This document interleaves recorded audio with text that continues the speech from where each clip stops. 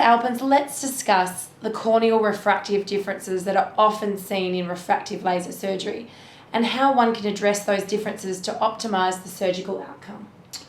Well, the difference between corneal refractive values are common, and the more the differences, the more the possibility of an adverse outcome. So these need to be addressed.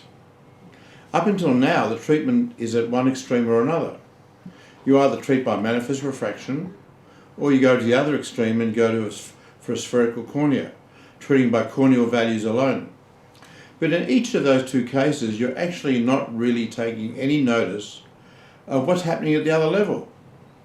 So what can be done using the technique of vector planning is to use both the refractive and the corneal astigmatism in the treatment plan.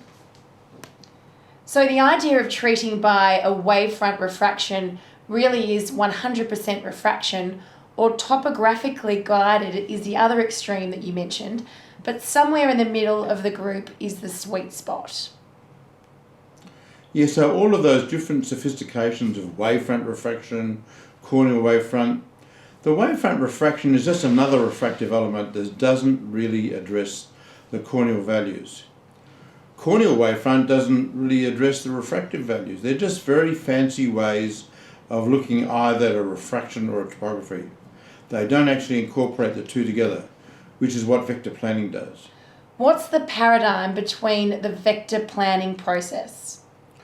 Well, it's quite simple actually, and that is that you have to think about the target astigmatism.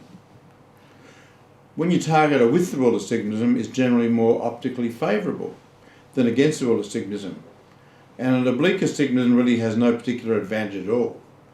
So when the target's found to be somewhere closer to with the wall that's favourable to the cornea, then you might swing a little bit closer to emphasising refraction because it's a favourable outcome. But if the target is somewhat unfavourable, either against the rule or oblique, then you might say, I don't really want to leave that kind of astigmatism behind in the cornea. I'd rather sphericise the cornea, and therefore you might give more emphasis to corneal parameters than refractive in this case. Can vector planning be used for all LASIK patients?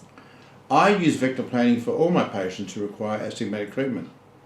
The higher the ORA, the ocular residual astigmatism, the more important vector planning becomes, to minimise that amount of corneal astigmatism remaining postoperatively and hence optimise visual outcomes.